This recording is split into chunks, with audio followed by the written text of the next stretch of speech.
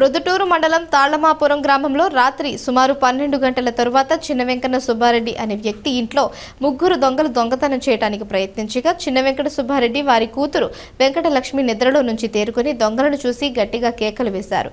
అటుపక్క మంచంలో ఉన్న వెంకటలక్ష్మి తండ్రి చిన్న వెంకట సుబ్బారెడ్డి కూతురి కేకలు విని తీరుకునే లోపే ఆ ముగ్గురు దొంగలు కట్టెలతో రాళ్లతో వెంకటలక్ష్మిపై దాడి చేసి అక్కడి నుంచి పారిపోయారు. జరిగిన విషయం పోలీసులకు తెలిపారు.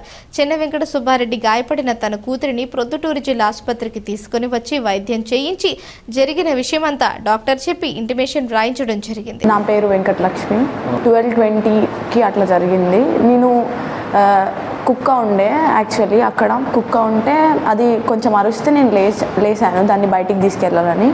అలా ఒకడు వచ్చి ఇటుకతో తల మీద కొట్టాడు, ఇంకొకడు ఒక కట్ట తీసుకొని కాలు మీద కొట్టాడు.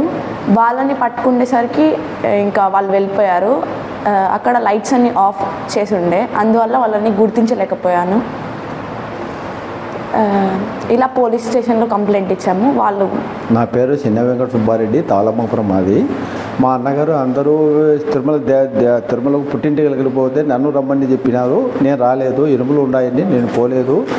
మా ఇంట్లోకి వచ్చి వరండాలో నేను పోయినానని అనుకొని ముగ్గురు వచ్చి కర్ర తీసుకొని దోంతారు ఉండేది కొట్టినారు. పాపకు 2 కుట్లు పడినాయి. ఆసుపత్రికి వచ్చినాము. ముగ్గురు వ్యక్తులు వచ్చేసినారు. వచ్చి కొట్టి వెళ్ళిపోయినారు. సంపాలని ప్లాన్ వేసినారు. వాళ్ళు ముగ్గురు వచ్చి సంపాలని ఎవరు లేరు కదా, చంపి బంగారు గోల్డ్ తీసుకుపోవాలని ప్లాన్ వేసి వచ్చినారు.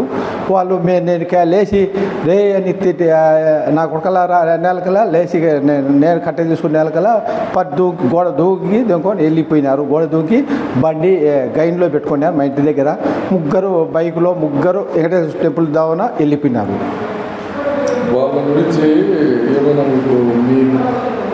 మా ఇంటి పక్కన వాళ్ళకు తెలుసు, ఒక అబ్బాయి తెలుసు, కంప్లైంట్ పెట్టిపోండి అని చెప్పినాడు. పోలీసు వాళ్ళకు చెప్తే అంటే హాస్పిటల్కి పోయి చూపించుకొని రాపోండి, మేము కానిస్టేబుల్ పంపిస్తాము అని నేను స్టేషన్.